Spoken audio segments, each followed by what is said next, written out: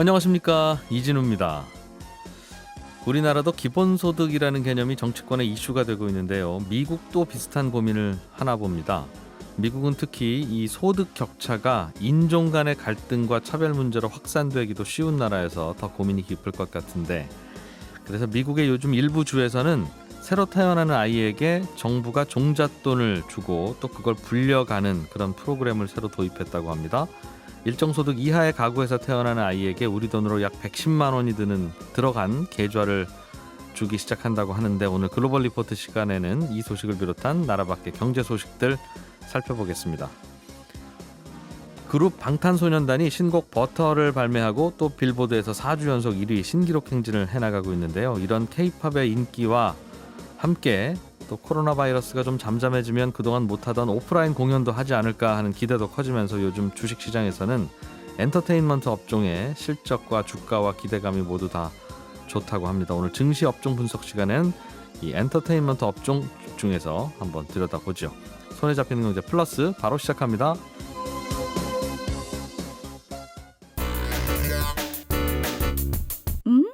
오늘 왜 이래요? 네, 오늘 주식시장은 코스피가 0.8% 올라서 아마 또 다시 한번 사상 최고치를 경신한 것 같고요. 3,300포인트를 넘겼습니다. 코스닥도 0.5% 상승 중입니다. 이베스트 투자증권의 윤지호 리서치센터장을 전화로 연결했습니다. 안녕하십니까? 안녕하십니까? 예, 코스피가 3,300을 넘었네요. 네. 예, 일단 미국발 훈풍 영향이 큰 것 같습니다. 어제 바이든 대통령의 인프라 투자 지출안에 합의했고요. 그러나 최근에 보면 여는 여러 총재들의 의견에 따라서 시장이 일희일비했었는데 예. 어제는 뉴욕 연은 총재 존 윌리엄스의 발언이 또 시장을 좀 긍정적인 반응을 가져왔고요. 여하튼 네. 연은 총재들이 비불기파적인 입장을 전하니까 최근에 좀 우려했던 매파적인 FOMC에 대해서 우려가 좀 완화되는 여러 가지 힘이 겹치면서 미국 증시가 일단 치고 나왔고요. 네. 우리 증시도 이에 아마 반응을 해서 오늘 역사적 고점을 넘어간 거 아니냐 이렇게 판단하고 있습니다. 그러고 보니 이제 2분기도 거의 다 마무리돼서 다음 달부터는 우리나라도 삼성전자가 또 2분기 실적 속보치 발표할 거고, 슬슬 또 이제 2분기 실적 발표가 어떻게 될 건지가 시장에 관심이 될 것 같은데 어떻습니까? 저희가 이제 매주 금요일마다 연결되면 제가 동일하게 생각보다 IT 쪽의 코스트 이슈들을 많이 말씀드렸었죠. 예. 근데 이제 말씀하신 대로 다음 주 금요일이 되면 마이크론 테크놀로지가 금요일 날 저녁에 나오니까 우리 시간은 토요일 아침에 나오겠죠. 그 실적이 나오고 삼성전자도 그 다음 주에 실적이 나올 겁니다. 근데 최근에 이러한 우리가 대표 IT 기업들 실적 추정치 변화를 보면 그 전주에 우리나라의 코스피 100 순이익 추정치가 160조까지 올라왔는데 180조까지 수가 헷갈렸네요. 삼성전자와 하이닉스가 상당히 기여를 했었거든요. 그 말은 다른 말하면 2분기 실적에 대한 실적 가시권이 들어온 거죠. 예. 시장에서는 일단 다음 주부터 시작되는 실적 신에 대한 기대들이 선반해야 되는 시장이 시작됐다. 그래서 실적이 좋은 종목 중심으로 시장이 상당히 강하게 움직이는 그런 의미 오늘도 나타나고 있는 상황입니다. 2분기 실적이 잘 나올 것 같은 회사들 예상은 했겠습니다만 네. 어느 업종이 좀 실적들이 좋아요? 그러니까 업종도 참 다양하게 넓혀져 있더라고요. 그러니까 업종 자체보다 같은 업종에서도 기업 하나하나 그게 참 어려운 것 같습니다. 요새 시장이 참 요즘 느끼는 게 개인 투자자분들도 저희들도 이렇게 어렵게 느끼는데 참 어려울 것 같은 게 업종 내에서도 상당히 차별화가 오죠. 예를 들어서 가장 쉬운 예로 우리 실생활에 이게 음식료 업종인데 예를 들어서 라면 업종 같은 곳들은 판가 전가를 못 하고 있잖아요. 예. 인상을 못하는데 또 다른 곳들은 올려주고 스팸 같은 것들은 뭐 이런 차이들이 오다 보니까 이것들 하나하나 다 따질 수는 없고 기껏 우리가 할 수 있는 거는 그래도 내가 갖고 있는 기업들의 2분기 실적이 최근에 흐름이 어떤지 애널리스트들이 자료를 내놓으니까요. 거기서 좋게 나온다고 하는 것들은 좀 더 들고 가시고 또 막상 또 2분기 실적이 안 좋게 나올 것들이 있거든요. 뻔한 것들. 어제도 미국에서 크루즈 업체들이 많이 빠졌잖아요. 크루즈, 우리나라, 유람선. 그렇죠. 예. 그렇죠. 어제 카니발이라고 굉장히 유명한 업체인데 그 실적 가이던스를 2분기 실적에 대해서 상당히 안 좋게 얘기를 했었거든요. 예. 그러니까 이런 영향인지 우리나라에서 최근에 보면 이게 리오픈 되니까 좋아질 거야 하면서 올라왔던 뭐 여행주로 이런 것들이 급락을 했는데 오히려 실적이 좀 안 좋게 나오면 또 그런 것들을 접근해야 되는 네. 그 두 가지가 양면적으로 우리가 대응을 해야 되는 그런 구간이 시작된 것이 아닌가 이렇게 판단하고 있습니다. 요약하면 기업들 실적이 앞으로 주가를 많이 좌우할 것 같은데 그 실적이라는 예. 게 좋으면 다 좋고 안 좋으면 안 좋고 그런 게 아니라 정말 기업마다 다 다르다 이제는. 그렇죠. 그리고 또 다음 주 이제 말씀하시니까 기억나는 게 이제 실적의 바로미터가 또 어떻게 모아놓은 경제잖아요. 예. 근데 우리가 항상 월 초가 되면 미국에서 굉장히 중요한 지표들이 나옵니다. 특히 중요한 게 ISM 제조업 지수라는 게 있어요. 미국의 어떤 제조업들의 설문조사한 지표들인데 예. 지난달에 61.2였거든요. 근데 이번 달에는 컨센서스는 61로 소폭 둔화되게 되어 있는데 아마 이게 생각보다 더 둔화되면 뭔가 우리 이후 흐름이 좀 안 좋아질 것이고 네. 이거보다 잘 나온다면 그 상당히 긍정적으로 볼 수 있겠죠. 왜냐하면 그 특히 ISM 제조 지수 중에서 ISM 신규줌이라는 거가 있거든요. 근데 예. 이게 한국의 수출과 상관성이 매우 높습니다. 예를 들어 저번 달에 67이었거든요. 저번 달에 굉장히 네. 높았죠. 예. 이게 50 이상이면 좋은 건데. 이게 제가 알기로는 2003년 이후에 가장 높은 수준이었었는데 과연 이것이 조금은 둔화되겠지만 이 폭을 한번 보는 그런 것도 실적에 가늠하는 어떤 앞으로 이후의 방향을 잡는 데 있어서는 중요하지 않을까 보고 있고요. 예. 또 하나 우리가 서두에 연준을 말씀드렸지만 그 6월에 그 비농업 고용 지수라는 게 있습니다. 그게 올해에 비해서 얼마나 개선될까? 올해 한 55만 명 정도였거든요. 근데 현재 6월이 한 69만 명으로 돼 있는데 매달 늘어나는 일자리 숫자가 그렇다는 거죠. 그렇죠. 예. 이것이 정말 이렇게 잘 나오면 오히려 이제 시장에서는 일자리가 좋아지는구나 할 수도 있는 거고 오히려 안 나오면 또 유동성 보강에 대한 기대가 생기고 하여튼 여하튼 다음 주는 실적도 중요하고 다음 주부터는 여러 경제 지표도 몰려있기 때문에 일단 이번 주 넘겨서 다음 주 중에는 좀 그런 부분들을 체크하시면서 자신의 포트폴리오를 점검해야 되지 않을까 이렇게 판단하고 그러네요. 있습니다. 다음 주에 특히 ISM 신규 주문 이거는 그동안 코로나 때문에 의외로 잘 팔렸던 가구, 노트북, 운동기구, 맞습니다. 자동차 이런 거 그게 사실은 우리나라 주력 수출품 또는 거기에 부품되는 게 이제 우리나라 회사들이니까 다른 건 모르지만 우리나라 수출과 상관성이 가장 굉장히 높은 중요하네요. 맞습니다. 그 동네 예. 분위기가 그래서 한동안은 코로나 끝나면 이제 그런 거 안 살 거야. 노트북 2개 샀으면 되지 뭘 또 사겠어 하는 의견도 있고 아니다. 이거 뭐 좀 뭔가 트렌드가 바뀔지도 모르겠다 하는 기대감도 있었는데 그 지표를 통해서 최근에는 방금 기자님 말씀하신 것처럼 뭐 더 사겠어 하는 기분이 나오면서 예. IT 종목들이 좀 쉬웠는데 네. 괜찮은 거 아니야? 이런 것도 나올 수 있는 거라는 그렇겠죠. 거죠. 계속 주문 들어오네. 뭐 이럴 수도 있으니까요. 예, 맞습니다. 알겠습니다.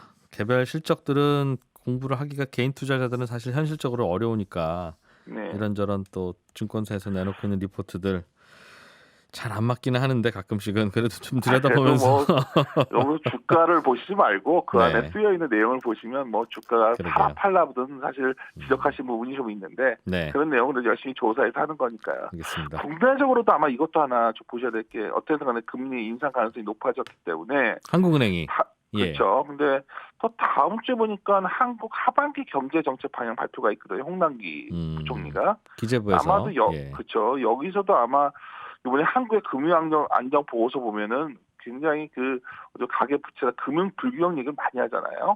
그러니까 이 금융 불균형에 대해서 또 얘기하지 않을까 제 생각에는 아마 금리 인상을 할 수밖에 없는 이유를 아마 좀 논리적 보강이 있지 않을까 그런 생각 드네요. 그래서 사실 제일 걱정되는 거는 돈 많은 사람들은 걱정이 안 돼요. 근데 이제 이 금리가 올라가면 항상 취약 차주들이 되게 힘들어지거든요. 예. 그러한 국면이 올해 안에 좀 있을 수도 있다는 생각이 들어서 네. 이런 만약에 부채가 많으신 분들은 항상 올해 이후에는 좀 여러 가지 대출에 대해서 관리를 체크를 해보시는 게 중요하지 않을까 이것도 좀 저는 부채가 많을 때에 할 수 있는 일은 부채를 줄이는 일인데 그 돈 뭐 은행에 넣어놓고 그냥 갖고 있지 않잖아요. 뭘 샀어도 샀고 그래서 어떻게 갚아요? 그게 문제죠. 이게 참 딜레마인데 이게 참 이 자본주의의 맹점 중에 하나가 이런 여러 가지 건전화 시킬 때 취약한 사람 계층이 제일 힘들어진다는 거는 우리가 역사가 주는 교훈이거든요. 네. 돈 많은 사람은 아무 문제 없습니다. 근데 이제 이 최근에 보면 한국에서 어제 이번에 금융안전보고서에 되게 재밌었던 게 금융 취약선 지수라는 거를 보여줬거든요. 네. 숫자로 카드 사태 때가 한 68 정도 왔었고, 그다음에 금융위 때가 한 73 정도였는데 지금 거의 60 왔더라고요. 그러니까 한국은행 내에서는 이걸 보면서 이제 고민을 하고 있는 것 같습니다. 자영업자들 특히 어려우니까. 진짜 그렇죠. 너무 양극화된 글쎄. 것 같아요. 지금 상황이. 그래서 대출 못 갚을 분들은 자영업자들이 제일 걱정인데 사실 대출이 늘어나는 건 그분들 대출이 아니라 주택담보대출들이 늘어나고 있어서 그렇죠. 그래서 참 처방을 어디에 내려야 될지도 고민일 거예요. 예. 그러니까 이거를 신용 위험이 확대되는. 근데 아이러니하게도 또 이걸 그렇게 말씀하시니까 은행들은 되게 좋은 거죠.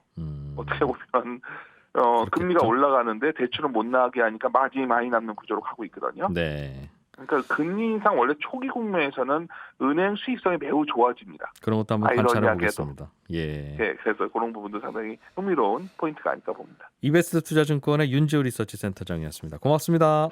네, 안녕히 계십시오.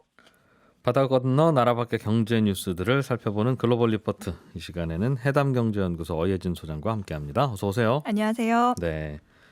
바다 건너 경제 뉴스들은 굉장히 새로운 게 많네요. 네, 네. 그런 걸 가져오려고 하고 있습니다. 네. 안 오셨으면 우리가 모르고 넘어갈 뻔한 뉴스들이 하나하나 좀 들어보죠. 네, 미국에서는 베이비 본드라고 하는 신탁 계좌를 아기가 태어날 때마다 네, 모든 아기들은 아니고 좀 저소득층 아기들부터 좀 해주자 그런 법안이 발의됐다는데 이게 뭐예요? 근데 발의된 거는 모든 아기들에게. 그 전부 다 사회보장번호, 소셜 시큐리티 넘버라고 하죠. 그게 있으면 네, 그거가 있는 아이들에게 모두 주자. 근데 이게 일반 베이비 본드가 채권인데 예. 일반 금융 상품은 아니고요. 그 사회보장번호를 가지는 모든 아이들에게 연방 정부에서 $1,000. 그러니까 우리 돈으로 한 110만 원 정도. 다 주자. 네, 이거 같은 계좌를 주고 성인이 될 때까지 돈을 모을 수 있게 해주자는 겁니다. 일단 태어나줘서 고마워 하고 110만 원 주고.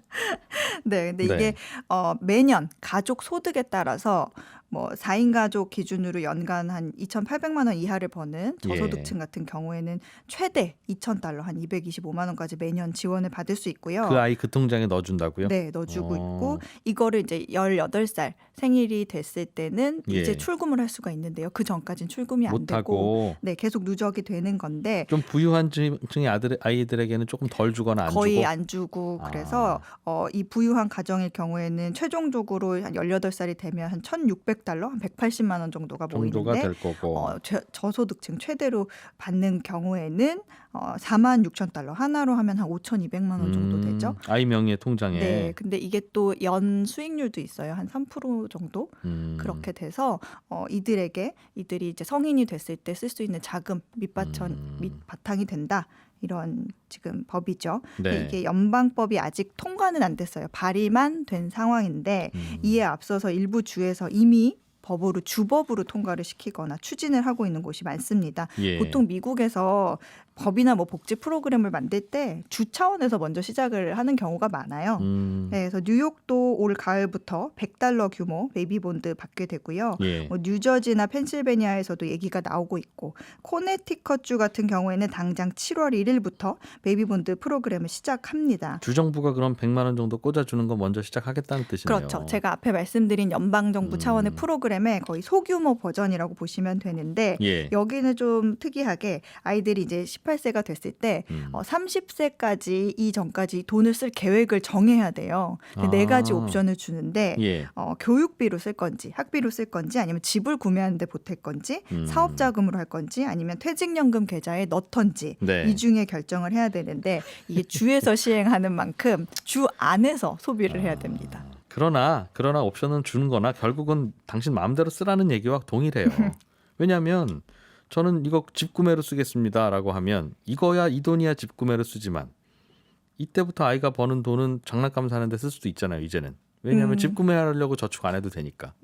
결국은 그 아이에게 들어온 돈은 어차피 한 주머니에 넣으니까. 그렇죠. 근데 이게 5천만 원으로 집을 살 수는 없으니까. 그렇겠죠. 교육을 할 때도 학비도 부족하니까 이제 보탬이 되라고 어쨌든 한 거라서. 보탬이 되는 돈이다. 네. 용도도 정해놓기는 하나 이거는 궁극적으로는 개인의 판단에 따라서 쓸 돈이고. 네.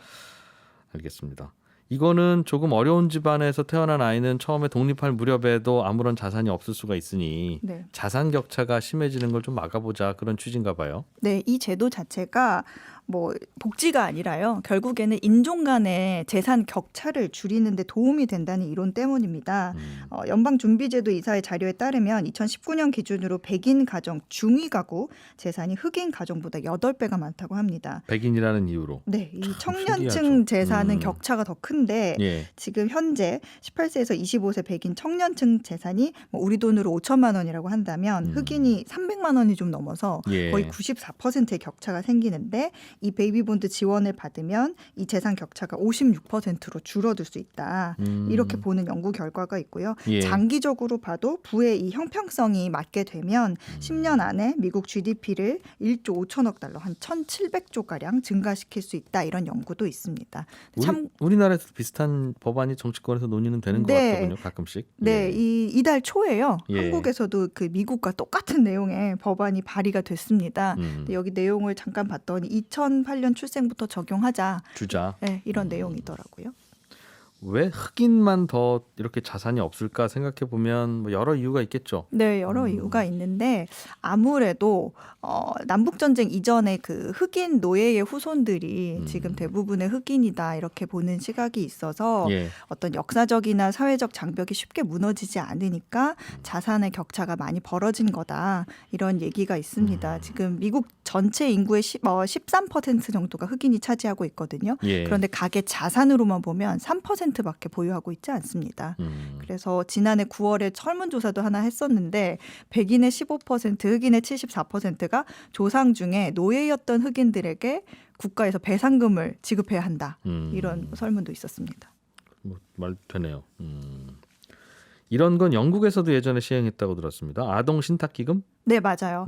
영국에서 2005년에 시행이 됐던 적이 있는데 이거는 어떤 뭐 복지나 이런 지원 차원보다는 예. 저축 습관을 갖도록 하고 개인 금융에 대해서 교육을 하기 위한 목적으로 도입이 됐던 거거든요. 그래서 뭐 계좌에 대한 세금도 없었고 계좌 내 부모가 계속해서 추가로 저금을 더 할 수 있고 뭐 이 안에서 주식 투자도 할 수가 있었습니다. 그러니까 지금 우리가 뭐 만능 통장으로 불리는 ISA 네. 이거에 거의 뭐 시조라고 볼 수가 있죠. 그렇겠죠.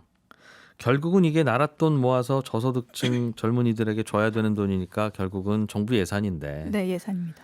정부 예산을 이렇게 차곡차곡 통장에다가 쌓아주는 게 최선인지 아니면 그때 그 돈을 풀어서 저소득층 청년들을 위해서 교육에 쓴다든가 혹은 다른 거에 쓰는 게 최선인지는 또 논란이겠죠. 둘 다 하면 제일 그렇죠. 좋은데 맞아요. 이게 둘 다 할 돈이 결국에 어디 있겠어요. 시행이 된다고 예. 해도 적어도 이들이 성년이 됐을 때 18세가 됐을 때 결과가 이게 결과가 효과가 어떨지. 있구나 하고 나오니까 18세 됐을 때 5천만 원 주면 이 돈 줄 거면 제가 16살 때 뭐 좀 필요할 때 이거 학용품을 사주시든가 네. 아니면 도서관을 만들어 주셨으면 더 나았을 뻔했습니다. 네. 일 수도 있으니까. 그럴 수도 있죠. 이거 주다 보면 도서관 예산은 줄 거 아니겠어요? 그렇죠. 감소할 거 다른 아니겠어요? 예산이 줄 수 있죠. 미국 캘리포니아에서는 지금 극심한 가뭄이 걱정스러운데 네. 농부들이 아몬드 나무를 뽑아내고 있다고요? 이 아몬드가 물을 굉장히 많이 먹는 식물이거든요. 예. 지금 아몬드뿐만이 아니라요. 캘리포니아 주에 6만 9천 개가 넘는 농장과 목장이 있습니다. 여기서 재배되는 채소의 3분의 1, 과일의 3분의 2 이상이 미국에 공급되고 있는데 예. 그 캘리포니아가 아몬드 과수원으로 상당히 유명합니다. 저도 어제 집에서 아몬드 봤더니 네. 미국산이더라고요. 그러니까 우리나라는 거의 캘리포니아에서는 100% 네, 보시면 되는데 모든 게 많이 나오는군요. 네, 연간 아몬드 수확량이 전 세계 생산량의 80%를 차지할 정도거든요. 근데 이게 물이 너무 부족하니까 예. 아예 이 과수원 한 곳에서 농지의 3분의 1을 일부러 마르게 내버려 두는 거예요. 골고루 조금씩 주느니 줄 물이 없으니까. 몰아서 그냥 여기는 그냥 버리겠다. 아, 별성 부른 작물만 재배하겠다. 그러다 보니까 이제 마르면 나무를 뽑아야 되는 거죠. 아. 네, 근데 이 나무가 아몬드 나무는 한 그루당 한 25년간 열매를 맺을 수 있거든요. 네. 그러니까 25년에 한 번 나무를 심는 셈인데 이번에 가뭄으로 아예 25년이 안 된 것도 다 뽑아버리겠다 이런 거죠. 이 때문에 지금 식량 인플레이션 위험에 대한 우려가 나오는데 아니 아몬드 생산량의 80%가 미국에서 나오면 네. 미국 아닌 곳에서는 아몬드를 별로 안 생산한다는 뜻인데 여기서 이렇게 다 뽑아버리면 이거 몇 년 후에는 아몬드 비싸게 주겠네요. 이미 조금 아몬드 도매 수출 가격이요. 지금 예. 2년 새 최고치를 찍었습니다. 근데 수요는 점차 늘고 있어요. 아몬드가 주름 예방에도 좋대요. 아몬드를 발라요 주름에? 섭취를 하면 아, 좋대요. 근데 먹으면, 아몬드 오일도 있고 그렇긴 먹으면. 한데 에휴, 근데 왜 아몬드가 뽑혀서 나가요? 그 여러 작물 중에 네. 야, 도대체 이 중에 하나는 포기해야 되는데 이 포도 농사를 포기할까 아몬드 농사를 포기할까 하다가 결국은 아몬드 뽑혔다는 거잖아요. 네, 지금은 물이 왜요? 가장 많이 먹는 물을 대는데 비용이 가장 많이 드는 작물들을 포기하고 있는데 아몬드 말고도 아보카도, 콜리플라워 같은 것에도 이제 농사를 아예 포기하는 곳이 많아서 들판이 지금 허허벌판인 곳이 많다고 합니다. 그리고 뭐 농작물뿐만 아니라요. 낙농가에서도 물이 부족하니까 네. 어떤 사료와 물을 못 줘서 오히려 도축을 하는 곳이 늘고 있다고 하고요.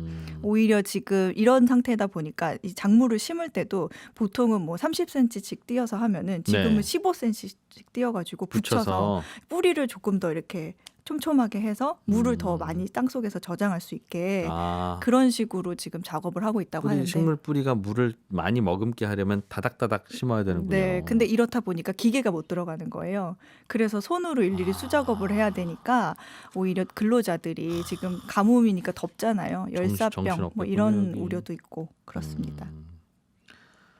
우리가 예전에 저 닭고기 농장 가서 들은 얘기인데 네. 닭을 우리가 기르기 시작하면 네. 아주 어린 상태에서 잡는데요. 한 30일 정도 기르고 나서 닭 잡는 데입니다. 네. 그래서 왜 그렇게 빨리 잡아요? 그랬더니 사료를 먹이면 살이 무럭무럭 찌는 그런 기간이 있는데 네. 한 3, 40일 지나가면 사료를 줘도 살이 조금밖에 안 찌는. 그래서 이러느니 고사료 아껴서 갓 태어난 병아리한테 주면 살이 더 잘 찌니까 한 네. 40일 만에 잡는다고. 그래서 어떻게 저렇게 계산을 하시나 싶은데 물도 똑같네요. 그러니까. 그렇죠. 물도 똑같습니다. 캘리포니아가 원래 가뭄 자주 드는 지역이에요? 지금 굉장히 오랫동안 가뭄에 시달리고 있는데 예. 원래 캘리포니아는 겨울에 비가 오고요. 산에 눈이 조금 쌓이면 그게 녹아서 저수지를 채워서 일부 그걸 의존해서 농사를 짓고 있는데 작년에 겨울비가 거의 안 왔고 예. 올해는 그나마 산에 눈이 쌓여 있었던 게 녹으면 저수지로 흘러가야 되는데 이게 너무 건조하니까 증발해버리거나 아니면 주변에 나무가 내가 목말라서 안 되겠다 그러고 그냥 다 다 빨아들여 버린 먹어버리면. 거죠. 그래서 저수지가 안 채워진 상태입니다. 아래로 안 내려오는군요. 네, 그래서 지금 미국 가뭄 감시 기구에 따르면 캘리포니아 주의 85%가 극심한 가뭄에 빠졌는데 주지사가 가뭄 비상 상태 선포할 정도입니다. 우리가 이제 돈이야 찍어서 쓰니까 돈 가뭄은 중앙은행이 뭐 양적 완화를 하든 풀면 풀리는데 네, 물은 참 답이 없네요. 이거 참 어떻게 해야 될지 모르겠습니다. 그렇습니다. 한 얘기 다른 얘기 하나만 더 해보죠. 네. 전자상거래업체 아마존이 아마존 프라임데이라고 하는 할인 행사를 1년에 한 번씩 해서 우리나라에서도 유명한데 네. 이게 규모가 점점 매년 커지고 있죠? 그렇죠. 이게 아마존이 1년에 한 번씩 이틀에 걸쳐서 하는 아마존 프라임 고객을 대상으로 하는 할인 행사입니다. 또 신규 가입자 유치하려고 그리고 예. 자사 제품 서비스 홍보하려는 목적으로 하는데 올해 규모가 또 역사상 가장 컸습니다. 2019년에 블랙 프라이데이와 사이버 먼데이를 합친 걸 능가하는 규모였다고 하는데요. 이 덕분에 온라인 트래픽이 급증을 하니까 이거를 이용하려는 경쟁사들 있죠. 뭐 월마트나 타겟, 베스트바이 같은 라이벌 리테일 업체들이 모두 달겨든 겁니다. 그래서 뭐 아마존 프라임데이 할 때 우리도 세일하면 좋다? 그렇죠. 이 트래픽 유입이 있으니까 그래서 뭐 하루 일찍 시작하기도 하고 뭐 며칠 더 연장해서 하기도 하면서 경쟁을 이뤘는데 사람들이 요맘때 사고 싶었던 물건 사니까 네. 우리도 싸게 팔아요 한다는 거죠? 그렇죠. 가격 경쟁을 하는 건데 예. 지금 조사업체 추산으로 보니까 이틀간 미국 내에서 이루어진 전체 온라인 소매 판매 총액을 보니까요. 12조 원, 한화로 12조 원을 넘어섰다고 합니다. 그렇군요.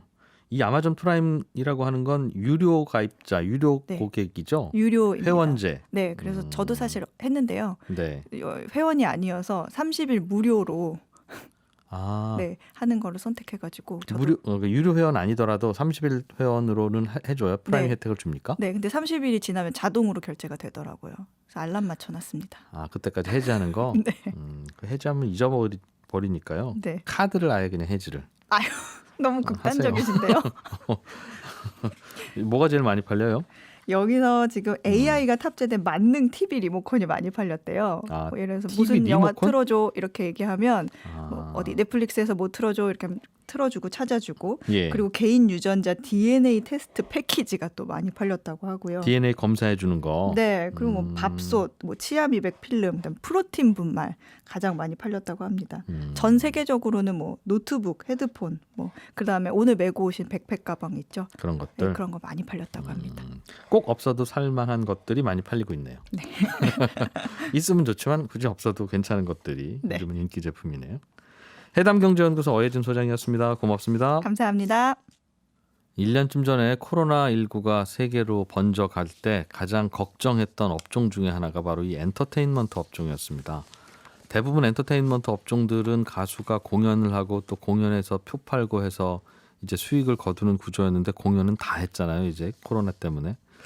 어떡하나 고민을 많이 했는데 이게 참 공연을 안 해도 음반이 팔리기도 하고 공연을 안 하더라도 온라인으로 하는 공연에도 표가 많이 팔리고 새로운 산업이 오히려 펼쳐지고 있답니다. 엔터테인먼트 업종 이야기 한국투자증권의 박재영 차장과 함께 들어봅니다. 어서 오세요. 네, 안녕하십니까. 요즘에는 또 방탄소년단 BTS가 신곡 낸 게 또 인기입니까? 네, 지금 빌보드에서 4주 연속 1위를 하고 있다라고 하는데요. 버터 이름이? 네. 버러.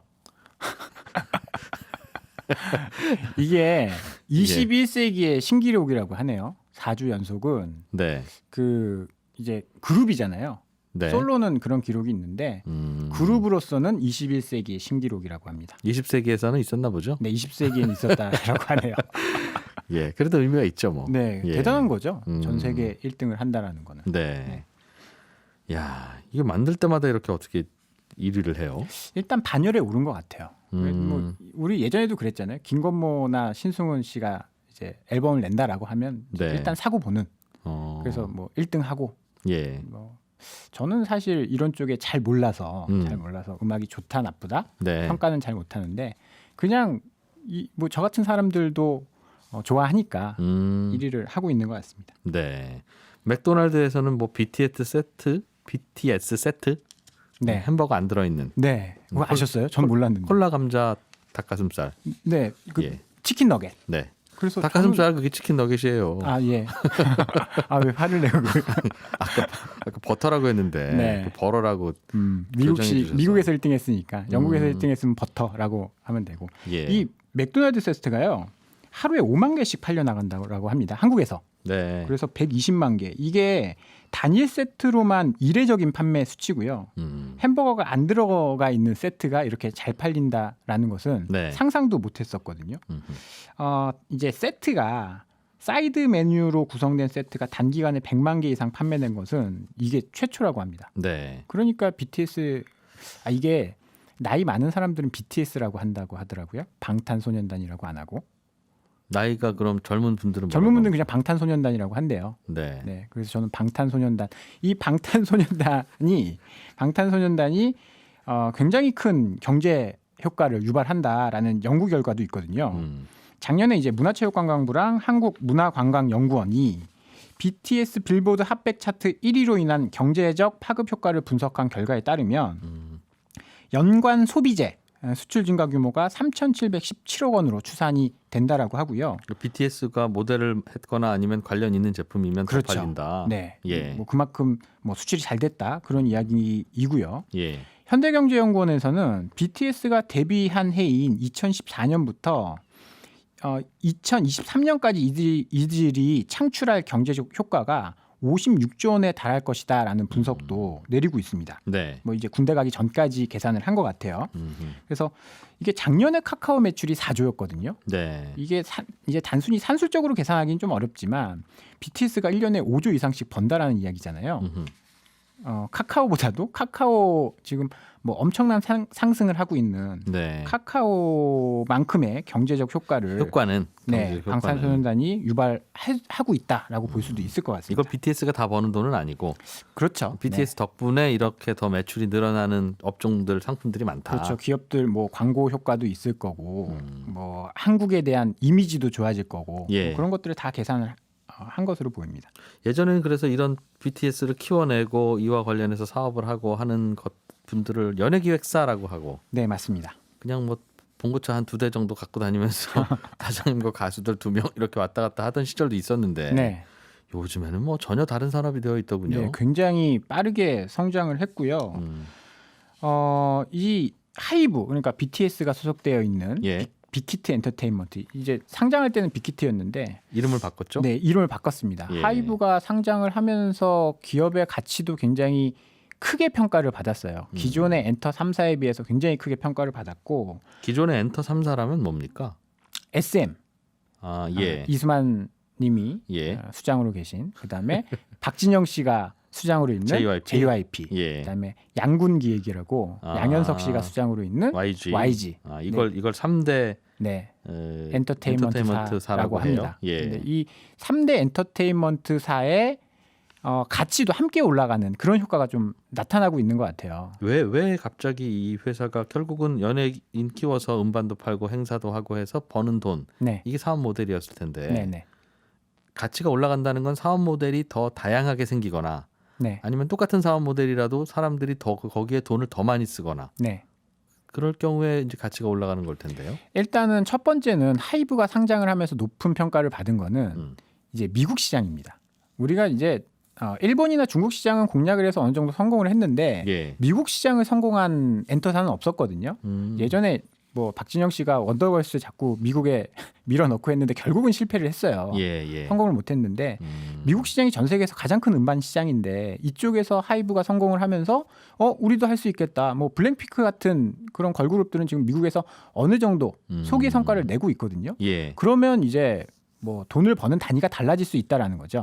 뭐 BTS 같은 방탄소년단이라고 해야 되는데 네. 방탄소년단 같은 그룹이 나온다라고 한다면 지금의 멀티플은 뭐 2배, 3배가 더 될 수 있다. 뭐 그런 거고. 한 그룹 만들어서 곡 만들면 전 세계에서 팔 수가 있으니까. 그렇죠. 농심 라면이 미국에서도 팔리고 유럽에서도 팔리고 하면 같이 네. 올라가는 것처럼. 내수는 한계가 있기 때문에 그런 이제 평가를 좀 받고 있는 거고. 예.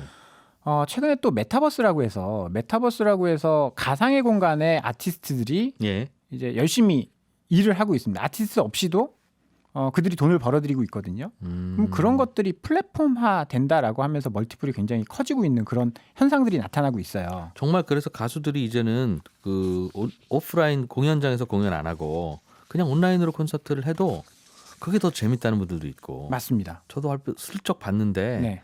그냥 오프라인 공연하는 거를 카메라로 찍는 정도가 아니더군요. 네. 정말 그 특수 효과. 맞습니다. 컴퓨터 그래픽. 같이 있는 것처럼. 그렇게 만들어서 영화 보는 것처럼 만들어 놨던데요. 네. 예. 이 메타버스라는 게 사실 뭐 시공간에 제약이 없잖아요.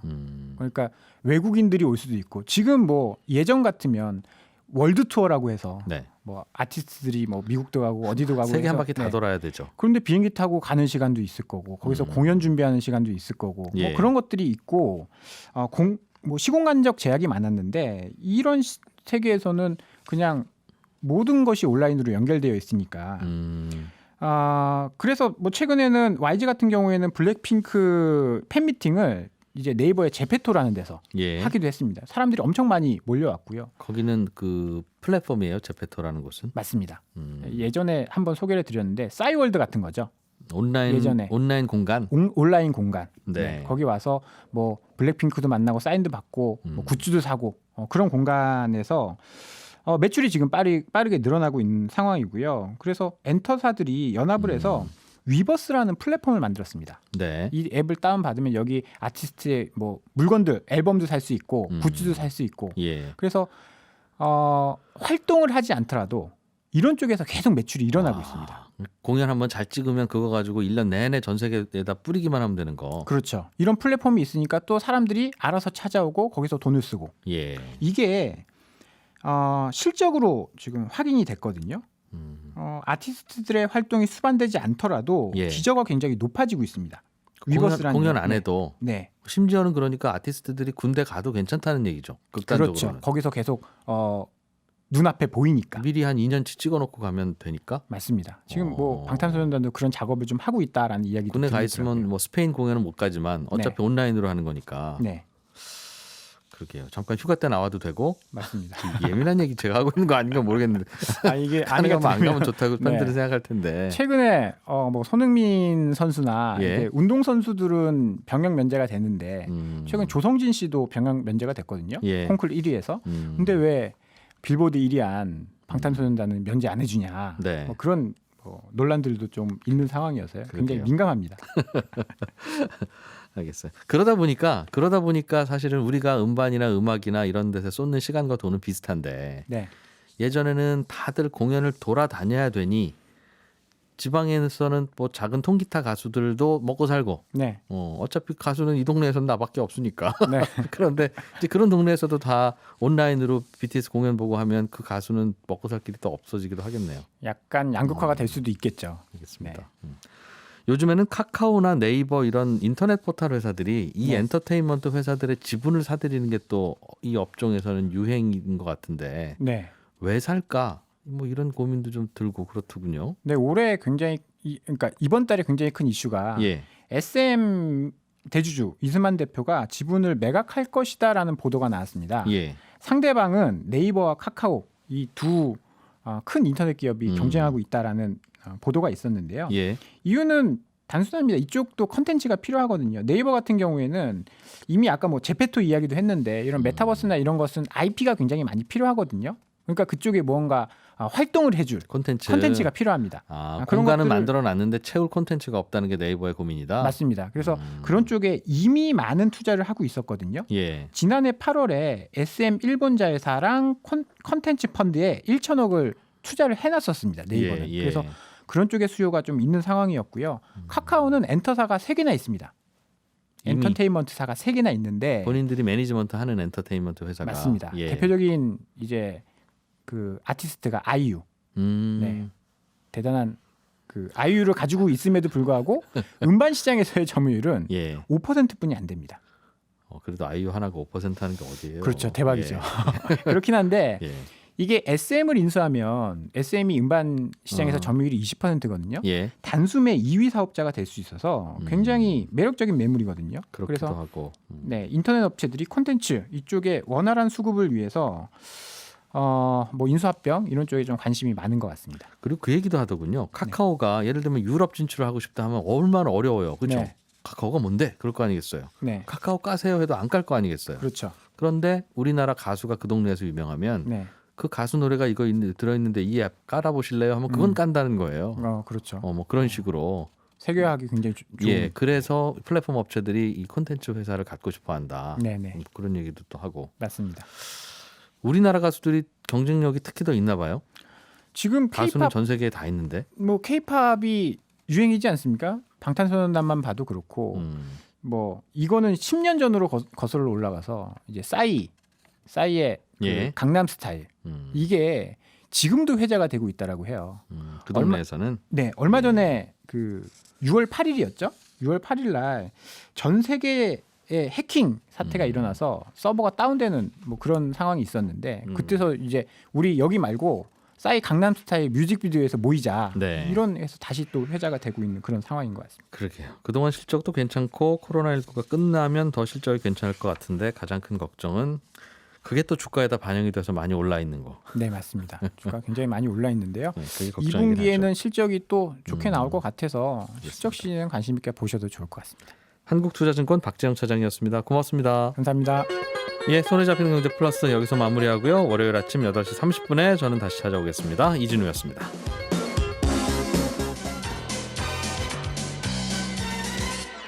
더 깊고 더 재미있는 경제 이야기.